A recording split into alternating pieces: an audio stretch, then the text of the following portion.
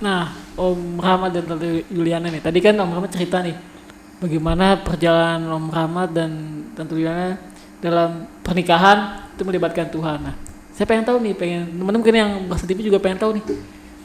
Dengan dulu menikah dulu belum ada ibarat belum ada gadget, mungkin kita nggak tahu profilnya Om Rahmat seperti apa atau nantinya juga seperti apa. Nah, ada nggak sih kayak dulu pas orang pernikahan itu melibatkan Tuhannya seperti apa nih? Apakah emang dari awal yuk kita boleh mau kesini ya? Apakah udah membangun awal komitmen ketika mau nikah atau seperti apa nih? Boleh nggak cerita? Mungkin bisa kasih saran buat teman-teman yang mungkin pasangan muda yang mau menikah tuh gimana? Iya, kalau untuk libatkan Tuhan itu dari awal ya. Saya memang dari awal tuh harus seiman. Itu menurut saya tuh harus seiman. Artinya dari awal kita sudah komitmen bahwa satu, saya harus cari yang seiman. Untuk apa? Untuk kedepannya. Saya nggak mau bukan kebetulan, artinya memang niat saya udah bilang sama Tuhan, Tuhan saya harus cari yang seiman, karena sebelumnya itu saya tidak seiman, sudah hampir 3 kali atau 4 kali lah. Artinya saya yang benar-benar yang seiman dan sesuai dengan apa yang Tuhan mau dari. Jadi bukan sudah berjalan baru kita bilang minta tolong sama Tuhan atau semua Tuhan, tapi dari awal kita harus komitmen sama Tuhan bahwa kita harus punya pandangan, punya prinsip tuh harus Tuhan tuh harus dilibatkan gitu. Jadi apapun nanti hasilnya itu semua Tuhan yang nanti kita harus apa namanya menyerahkan semua kehidupan kita kepada Tuhan. Jadi kalau perjalanan perkawinan kita ini banyak hal-hal yang walaupun seiman tapi banyak kerikil-kerikil. Saya bilang katakan masalah-masalah itu pasti ada. Justru dengan masalah-masalah yang ada itu kita harus libatkan Tuhan. Walaupun tidak ada masalah kita tetap libatkan Tuhan, karena hidup kita ini kita nggak tahu ke depannya seperti apa. Jadi benar-benar kita harus memanage bahwa kita posisinya harus tetap dekat dengan Tuhan. Artinya kita harus bangun apa namanya hubungan kita dengan Tuhan, bukan hanya karena kata-kata. Jadi itu benar-benar kita harus praktek. Jadi kita pagi-pagi itu saya harus bangun hubungan saya dengan Tuhan. Jadi gitu ya. Saat teduh malam juga kita harus berdoa. Jadi kita bagi-bagi baku doa, apalagi kan Pak El suka beri apa namanya renungan gitu. Renungan tiap saatnya. Jadi ya kita mix lah antara untuk keluarga dan untuk renungan yang malam hari itu yang diberikan kepada keluarga. Jadi kita ngambil garis besarnya aja. Dan di situ ada pokok-pokok doa juga. Dan kita juga harus bangun hubungan. Tidak boleh hanya kata-kata. Harus pribadi, karena kekristenan itu bukan karena agama, bukan karena ini, tapi itu hubungan pribadi. Kalau menurut saya itu hubungan pribadi dengan Tuhan. Sayang kalau kita dalam kehidupan ini kita tidak terlibatkan Tuhan, karena hidup kita ini bagaikan embun, bentar ada sebentar hilang. Jadi kalau kita tidak mengandalkan Tuhan, sayang banget. Jadi benar-benar kita masalah boleh ada, masalah begitu banyak yang kita hadapi, tapi kita tetap mengandalkan Tuhan. Itu ada damai, ada sukacita yang saya dapat. Bukan omong kosong, tapi itu yang saya alami. Jadi benar-benar kalau memang apa namanya untuk kaula muda yang memasuki pernikahan atau persiapan, itu harus libatkan dari awal Tuhan. Tuhan ini benar, ini apa namanya jodoh saya. Tapi kadang-kadang kita kalau sudah salah terus kita ngalahin Tuhan. Tuhan ngirim orang yang seperti ini. Itu juga itu menjadi beban. Jadi benar-benar kita harus apa namanya benar-benar libatkan Tuhan dalam segala sesuatu, jodoh, Ini saya bisa share sedikit Iya, nih, boleh. Awin.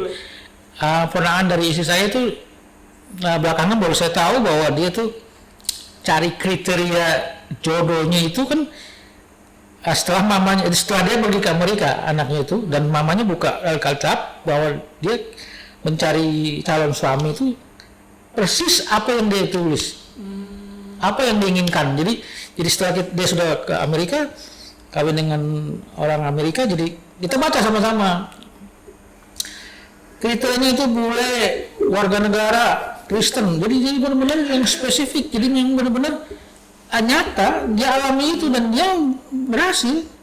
Dan itu dia berdoa bukan hanya sehari dua hari itu. Jadi memang harus Tuhan kita yang jelas, yang spesifik apa yang lu mau. Jadi benar-benar kita serahin sama Tuhan. Kalau dari Tante Yuliana gimana melibatkan Tuhan dalam perkawinan? Kan apalagi kan tadi flashback sebelumnya beda budaya nih, beda karakter ketika menikah. Oh ternyata Pak Rahmat nih begini, terjadi seperti ini. Hal itu bagaimana ya kayak ya buat teman-teman, apalagi kan zaman sekarang tantangannya lebih banyak. Kalau di zaman dulu kan mungkin ya kalau zaman dulu belum ada teknologi, sekarang kan kita bisa lihat wih ada yang cantik nih, ada yang cakep, jadi godaannya lebih besar. Kalau dulu kan mungkin belum ada gadget, jadi nah ini bagaimana nih menyelaraskan antara dua perbedaan karakter kan? Kalau kata orang bilang sih nikah tuh gue pengen nyari yang beda, ada nggak nyari yang cocok. Nah ketika pasangan ini misalnya pisah, ternyata gue nggak cocok sama dia. Nah itu kadang alasan jadi pernikahan itu jadi sebuah cuman nyari yang cocok atau enggak. Nah mungkin Tante Yuliana bisa sharing ke kita gimana sih buat kita yang muda-muda mungkin belum nikah. Ya, kalau saya memang dari dulu kepinginnya pokoknya yang orang seiman gitu. Udah pokoknya yang beda iman aja pasti sudah cara pandang hidupnya itu sudah beda. Ya, firman Tuhan aja dikatakan kan, mana ada terang dan gelap bisa bersatu, gitu-gitu. Dasar firman Tuhannya adalah itu. Nah, terus lagi cita-cita saya ya kalau membangun sudah pertama iman aja sudah sama, berarti kan visi misinya pasti paling tidak sama dalam membangun rumah tangga, ya kan? Sekalipun tidak semudah itu juga mengatakan visi misinya sama, tapi kan kita tetap punya perbedaan-perbedaan, ya. Nah, dengan banyak perbedaan itu, karena visi misinya sama, akhirnya kan bisa bersatu, pasti, ya. Nah, terus kita libatkan Tuhan pula di situ. Tuhan kita sama, ya kan? Ya kan, Tuhan saya sama. Coba kalau Tuhan kita kalau beda ini ya, beda agama gitulah ya, susah menyatukan kan? Lu maunya begitu, Tuhanku maunya begini, kan udah susah lagi lah. Nah, ini puji Tuhan dipertemukan dengan kita punya imannya sama, gitu. Yang kita imani juga sama, perintahnya firman Tuhan juga pasti sama, ya kan? Nah, ya udah jadi rumah tangga bukan saya mau rohani ya, ngomong rohani gitu enggak. Pokoknya rumah tangga orang Kristen itu ya itu harus mengedepankan Tuhan dalam segala masalah. Titik, udah itu. Bukan harta yang mau ditonjolin, dikedepanin, bukan apalagi kesombongan, apalagi kegagahan, kecantikan, apalagi yang mau kedepankan itu semua kan roh-roh dunia ya, kayak gitu. Kalau mau ngedepankan roh-roh dunia, bisa hancur deh, pasti bisa hancur deh, karena pondasinya tidak kuat. Tapi kalau mengedepankan Tuhan dalam rumah tangga, pasti deh akan selamat. Kan itu semua janji Tuhan juga kan, firman Tuhan itu semua janji Tuhan. Akan selamat pokoknya hidup kita, apalagi menghadapi badai. Ini ibarat rumah tangga itu bahtera kapal itu kan. Kalau lagi kalau kita lagi berlayar menghadapi laut yang tenang, wah enak, semua serba enak ya. Apapun keadaannya pasti kita akan sukacita, seneng gitu. Nah, tapi kalau ada badai sedikit, iman kita, fondasi kita sudah kuat, ya kita akan jalan aja kan seperti biasa.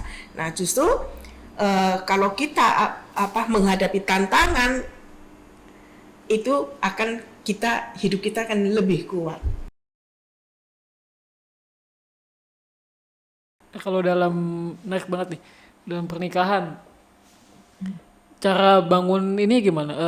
Kan pasti wah ketika awal pacaran kan mungkin kelihatannya Om Rahmat baik nih, baik dulu ya. Ketika nikah kan pasti udah kebuka nih semua nih. Ternyata gue nggak suka seperti ini, ternyata dia nggak suka seperti ini. Nah itu cara bangunnya gimana komunikasi? Apalagi kan Om Rahmat tadi bilang sempat ngobrol agak kalem, Tante Yuna lebih agak ekstrovert. Nah itu cara bangun di komunikasi gimana? Di awal-awal kan waktu apalagi kalau di zaman dulu kan nggak ada ketika sisi pranikah kayak sekarang kan. Jadi nggak ada rasa saling tahu. Lu ketemu dijodohin terus nikah. Dari situ baru tuh kebuka semuanya. Nah itu gimana tuh cara bangun Om Rahmat dan Tante Juliana untuk bangun komunikasinya?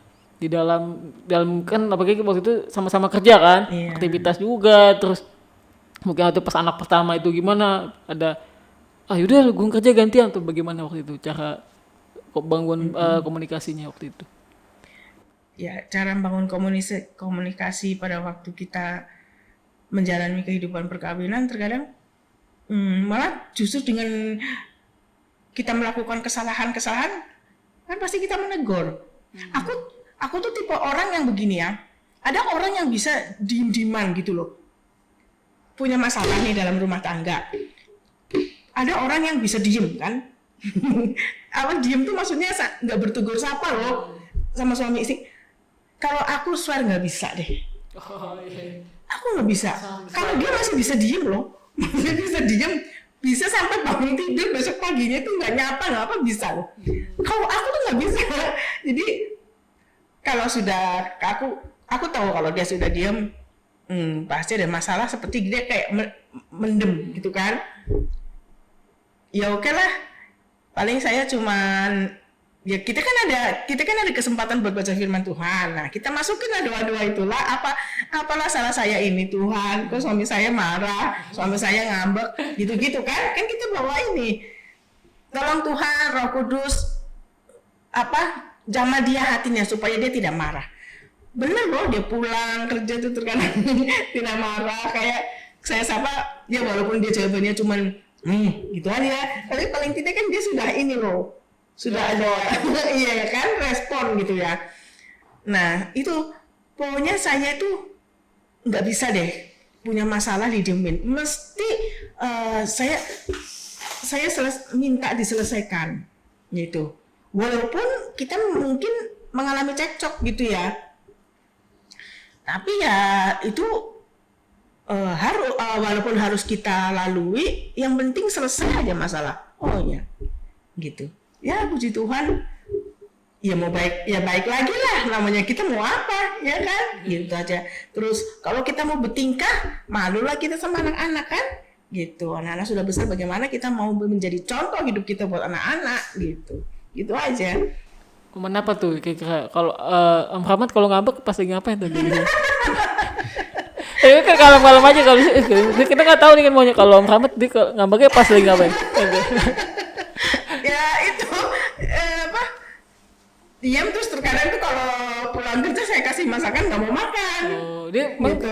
Biasanya kalau ngambek itu karena apa? Misalnya karena sesuatu apa yang bikin dia sampai marah? Biasanya kalau Muhammad atau apa? Ya karena dia apa yang dia mau saya harus nurut gitu. Ya, apa yang dia mau saya harus nurut. Nah, sementara kan saya nggak mau nurut karena nggak sesuai gitu loh. Itu salah, itu nggak bisa gitu-gitu. Contohnya apa tuh? Contohnya apa ya? Kayak suatu peristiwa apa yang bikin Om Muhammad jadi agak kesel masalah. Udahlah, yang baru-baru aja kita hadapi deh. Ini masalah pulsa. Ini kan masalah pulsa. Bapak itu selama ini rupanya dia pakai yang pasca bayar, jadi pakai dulu baru belakangan bayar, itu kan namanya pasca bayar. Itu tiba-tiba HP dia itu nggak bisa aktif. Nah pulang kerja dia, aduh HP saya mati nih, nggak bisa dipakai. Kenapa ya? Esther ini gimana nih, coba kok buka-buka HP ini rusak atau gimana gitu. Nah ternyata memang ya memang ditutup dari sananya. Iya, pakai bayar. Karena rupanya bapak ini belum bayar Iya. gitu, jadi ditutup. Nah saya bilang, aku pikir gini loh, tiap bulan kan kok baru kali ini loh, yang dulu-dulu kan kamu bisa bayar. Nah ya ini tiba-tiba aja saya ditawarin, ditelepon, disuruh pakai sistem seperti ini. Ya karena saya bisa pakai ya no problem, mungkin dia nggak mikir bayar. Tahu-tahu dapat tagihan tuh. Jadi oh ini dapat tagihan ini aku. Lah saya kaget dong, loh kok bisa dapat tagihan? Kan kamu sudah ada dana buat beli pulsa gitu kok. Nah itu yang bikin kita jadi jengkel tuh begitu. Terus apalagi kan kita sudah plot dana untuk pulsa segini ya sudah. Nah ini kan melebihi plot saya dong. Akhirnya kan pakai uang belanja saya makanya. Itu jadi masalah. Pokoknya ini baru kita tadi menyelesaikan masalah ini nih. Baru saja kita pulang dari mall menyelesaikan masalah ini. Aku bilang, sudah Pak, sekarang kalau ada orang nawar-nawarin lewat telepon apa-apa, sudah nggak usah. Jadi lebih baik kamu ada uang, belilah pulsa. Sudah, semampumu pulsa berapa. Sudah. Ya kan? Jangan yang kayak gitu-gitu lagi. Takutnya kayak gini kan, tahu-tahu, waduh besar juga loh ditagih pulsanya. Ya kan? Berapa bulan kalian dia pikir enak aja kan, make loh, nggak beli pulsa kok, ini aktif terus gitu. Nah pokoknya udah nggak usah kamu ikut-ikutan yang kayak gitu dah, saya bilang gitu.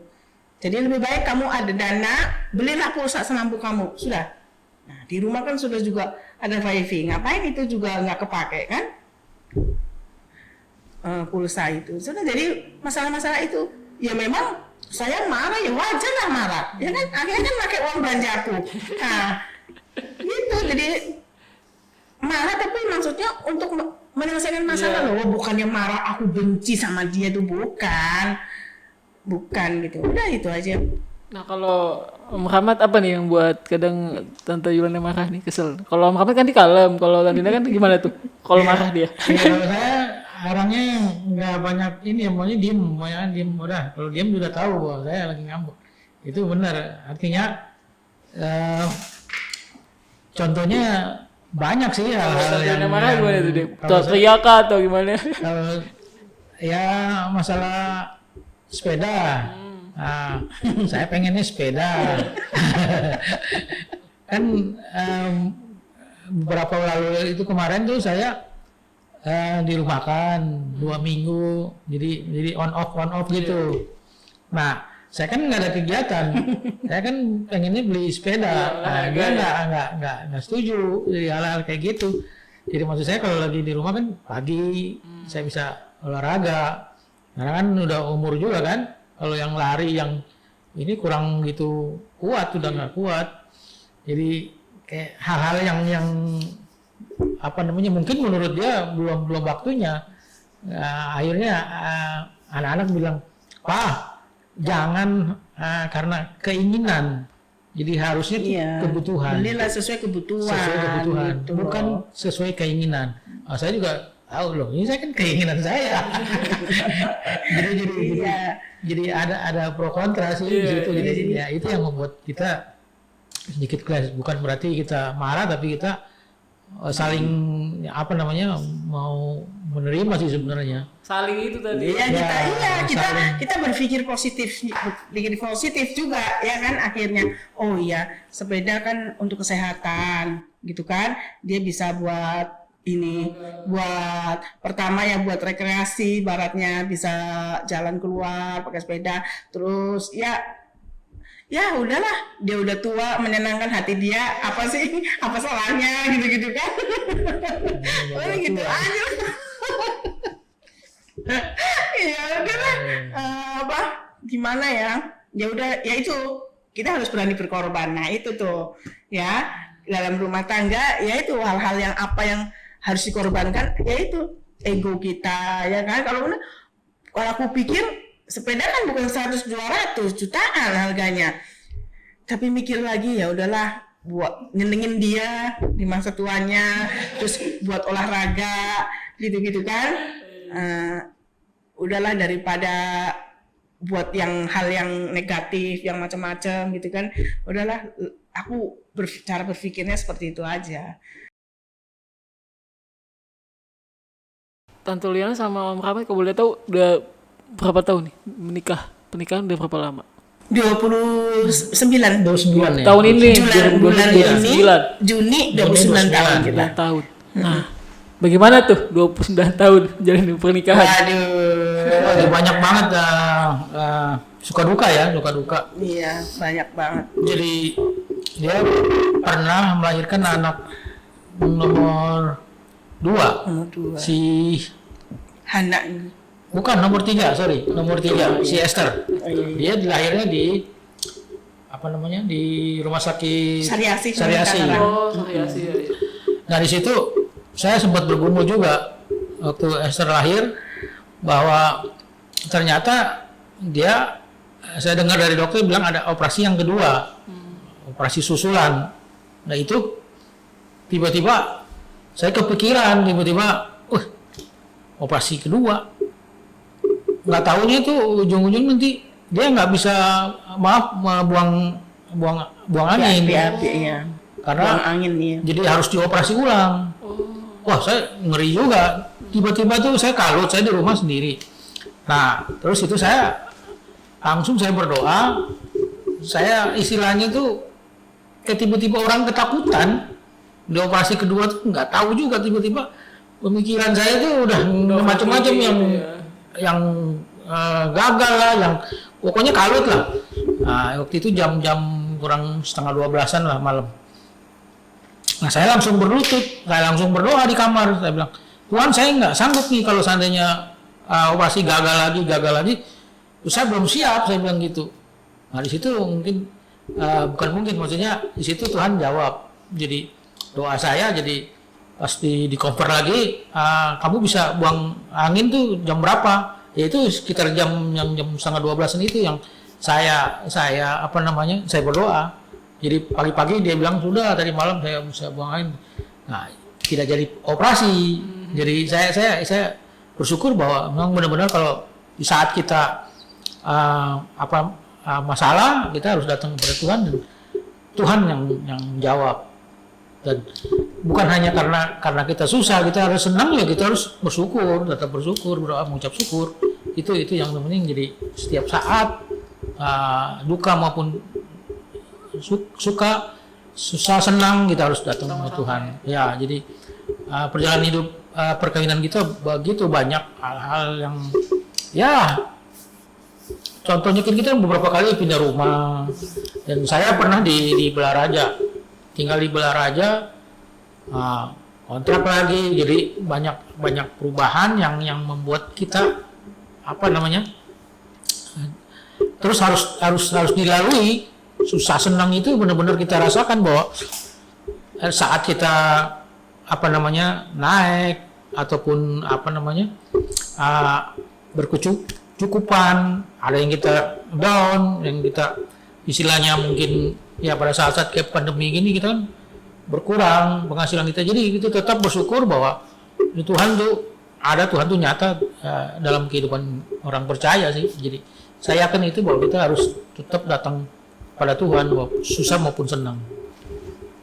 Itu kan udah 29 tahun nih menikah. Ada rasa bosan nggak sih?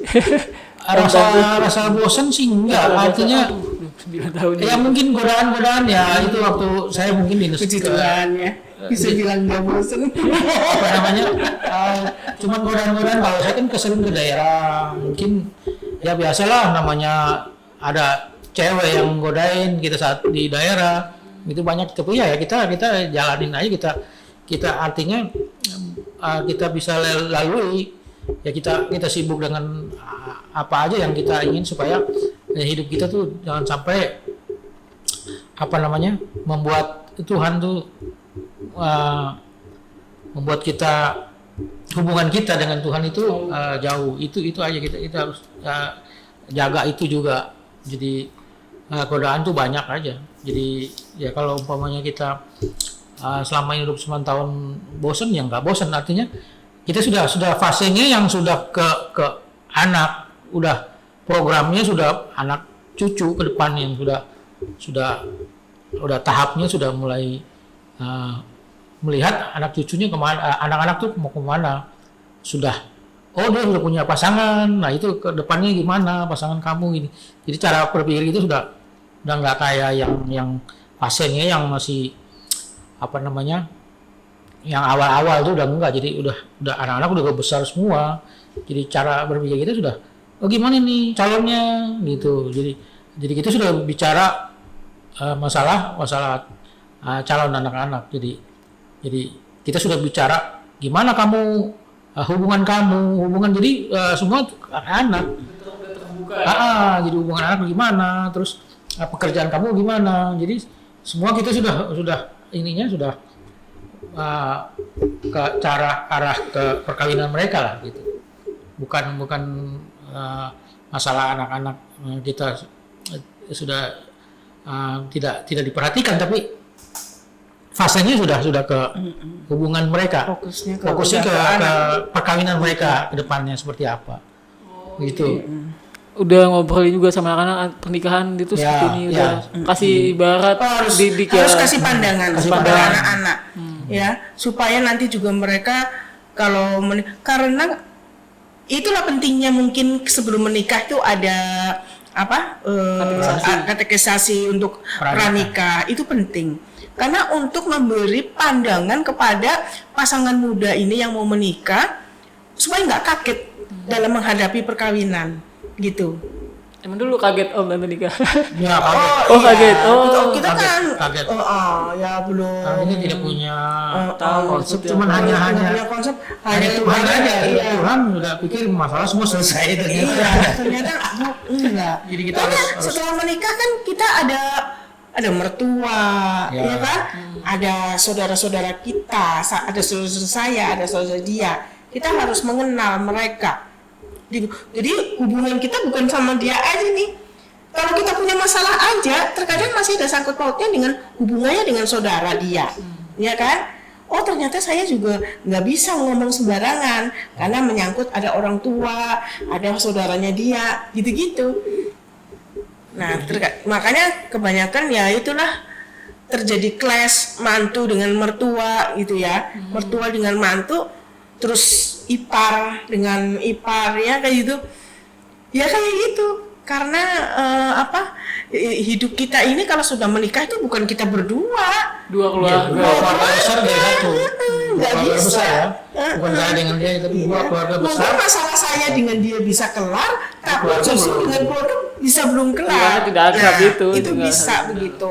Nah terus apalagi nanti kalau kita dikasih anak, anak kan anak punya pribadi orang hidup ini, ya kan, punya masalah, ya udah, gitu loh. Jadi kalau kita punya anak 3 berarti kita punya masalah 3 nih, gitu. Jadi kalau kita ada suami istri, ya kita ada 3 anak, masalahnya ada 5 pribadi di dalam rumah tangga loh, gitu. Kalau di rumah tangga itu ada mertua ikut 1, kita ada 6 orang ya, masalah kita dalam rumah tangga itu ada 6 orang gitu. Nah kita nggak bisa mau egois, itu nggak bisa.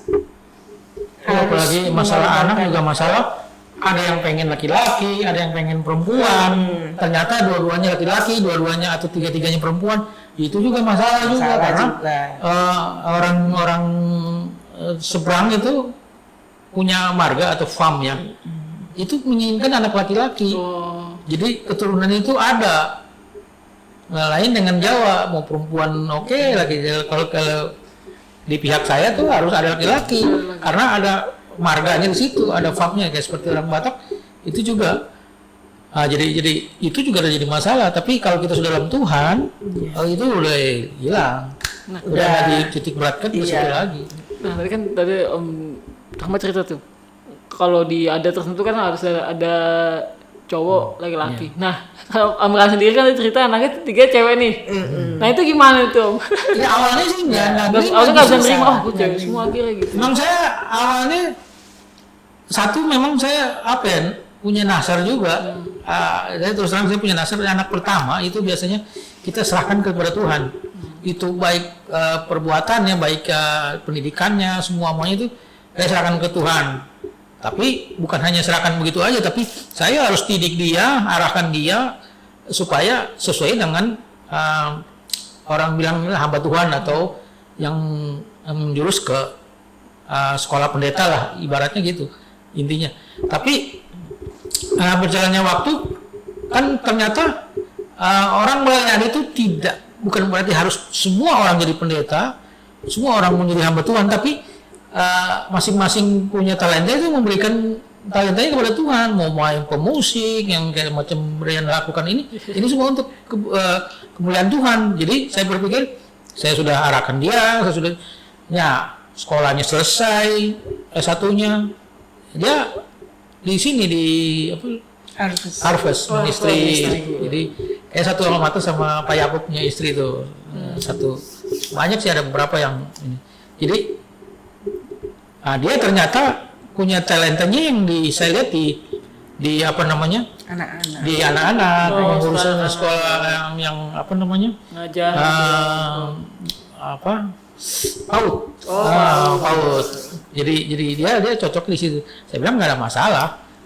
Ilmuwan itu semua punya dasar teologi, jadi filsafat. Jadi nanti dia perkembangan mau jadi apa, tapi intinya saya sudah serahkan Tuhan. Jadi semua proses. Jadi apa namanya, soal laki-laki, cewek tiga-tiganya, ya itu awalnya saya pikir satu perempuan oke, yang pertama, yang kedua saya pikir laki-laki kan, karena dia juga istilahnya tadi ngidapnya rokok atau yang berbau laki-laki lah. Jadi pikir udahlah kalau memang laki-laki udah cukup. Kedua, ternyata saya penasaran. Yang ketiga saya bilang apa namanya, minta yang laki-laki. Ternyata keluar pun perempuan. Saya bilang ya sudahlah. Kita sudah dalam Tuhan, jadi kita nggak ada mau lihat perbedaan mau laki-laki mau perempuan. Jadi punya mantu juga nanti kan laki-laki. Jadi saya pikir hidup ini apa ya, tidak juga memaksakan diri, karena cara berpikir kita dengan Tuhan kan sudah beda. Kita maunya lain, Tuhannya mau lain, tapi bagaimana kita bisa mengikuti atau bersyukur, berucap syukur lah, bersyukur intinya. Yaudah saya terima bahwa Tuhan sudah. Mungkin laki-laki ya mungkin lebih nggak tahu gimana kan, lebih jahat, lebih baik dari saya, nggak tahu. Tapi intinya saya harus bersyukur. Saya harus terima bahwa anak perempuan nggak ada masalah. 20 Juli. Wih, bener. Akhirnya punya komitmen sama Tuhan bahwa saya harus menjaga istri saya, atau sebaliknya saya harus jaga suami saya. Karena rumah tangga tanpa mengedepankan Tuhan itu sia-sia. Dengan saya selama 29 tahun di tahun ini tentunya memang tidak mudah, tapi berkat pertolongan Tuhan kita bisa menjalaninya secara bersama-sama, benar-benar dalam susah dan duka, bukan kata-kata kamuflase loh ini, benar-benar kata-kata yang kenyataan dalam susah dan senang. Ya, Bapak juga minta maaf, mungkin banyak kesalahan-kesalahan yang dibuat, tapi ya terima kasih untuk dampingin saya selama ini untuk sama-sama membangun keluarga, sama-sama menjadikan anak-anak. Saya juga minta terima kasih.